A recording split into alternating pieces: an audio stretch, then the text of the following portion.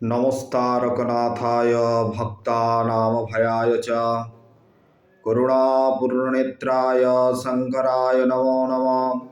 উৎপত্তিস্থিতিসংহারং কারণং করুণাকরং মম হৃদয়ং সর্বস্ব নমামি তারকেশ্বরম।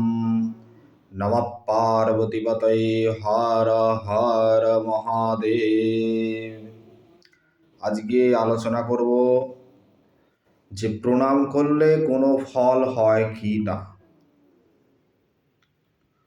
অনেক সময় আমরা সংসারী মানুষরা অনেক সাধু মহাত্মা সাধু সন্ত গুরুজন গুরুদেব এবং দেবতা দেবদেবীকে প্রণাম করে থাকি। এই প্রণাম স্পর্শ এবং প্রণামের কিছু ফল হয় কি না, স্পর্শ এবং প্রণামের দ্বারা। প্রথমেই বলি যে দেখবেন অনেক সাধু মহাত্মারা প্রণাম করতে দেয় না, স্পর্শ করে প্রণাম করতে দেয় না। কারণ হচ্ছে কি না, তাদের মন চঞ্চল হয়।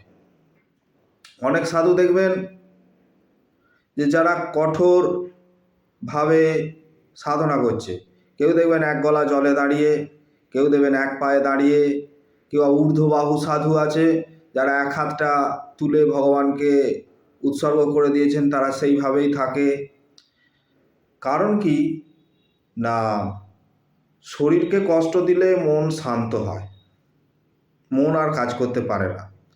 সেই কারণে সাধনায় যাতে মনের মধ্যে কোনো রকম কামনা বাসনা না আসে, সেই কারণে তারা এই শরীরকে কষ্ট দিয়ে সাধনা করে। তো আমি আমার নিজের জীবনের অভিজ্ঞতা দিয়ে দেখেছি যে তারাপীঠে একজন সাধু বাবাকে প্রণাম করতে গেছি। তখনই তিনি কী করলেন, পাটা হঠাৎ করে সরিয়ে নিতে যাচ্ছেন, তো সেই অবস্থায় আমি তাড়াতাড়ি হাতটা বাড়িয়ে প্রণামটা করে নিয়েছি। তখন ওনাকে জিজ্ঞাসা করলাম, আপনি পাটা সরিয়ে নিলেন কেন? আমার এই দ্রুততার জন্য আপনি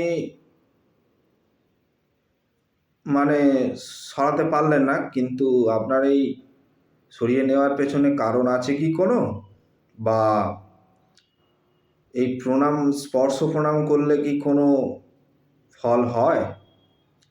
তখন উনি উত্তর দিলেন যে হয় বেটা, হয়।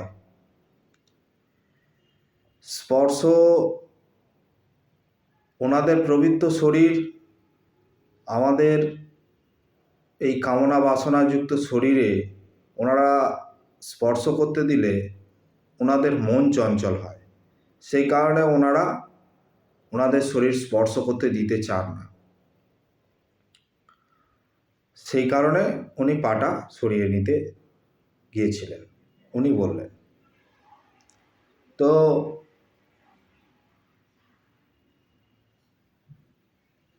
তখন বললেন যে সংসারী মানুষ যদি কোনো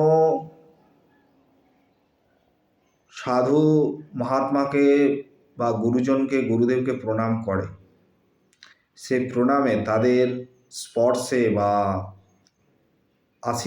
আশীর্বাদে প্রথমেই কি হয়, কি ফল হয় না, প্রথমেই হয় মনের শক্তি বৃদ্ধি হয়। মনের শক্তি বৃদ্ধি হয়, তার সঙ্গে কি হয় না, তৎক্ষণাৎ কোনো পাপ নষ্ট হয়, কোনো পাপ। তার সঙ্গে কি হয় না, রিপু তাড়না নষ্ট হয়। রিপু কাম ক্রোধ লোভ, আমাদের যে ষড়রিপু আছে, কাম ক্রোধ লোভ মোহ মদ মাৎসর্য, এই রিপু তাড়না নষ্ট হয় এই প্রণামের দ্বারা রিপু তাড়না নষ্ট হয়। সেই কারণে স্পর্শ এবং প্রণাম করলে আমাদের এতগুলো ফললাভ হয়। সেই জন্যে যে সমস্ত আপনারা যে সমস্ত জায়গায় যাবেন বা যা কাজ করবেন, বড় বড় সাধু মহাত্মা দেখতে পেলে তাদের আশীর্বাদ নেবেন। স্পর্শ না করতে পারলেও প্রণাম করবেন বা প্রণাম জানাবেন। দেবতার মন্দিরে গেলে তো অবশ্যই প্রণাম জানাবেন। দেবতার মন্দিরে গেলেও যদি দেবতাকে দর্শন না করতে পারেন, মন্দিরে চূড়া দর্শন করবেন। সেই চূড়া দর্শনেও দেবতা দর্শনের বা ভগবান দর্শনের পূর্ণ ফললাভ হয়। তো এই কথাটি সেই সাধু বাবার কাছ থেকে শোনা বা এই জ্ঞানটা অর্জন করা, সেটা আপনাদের সঙ্গে একটু শেয়ার করলাম। নমস্কার। ভালো লাগলে কমেন্ট করে জানাবেন। আরও যদি কিছু জানার থাকে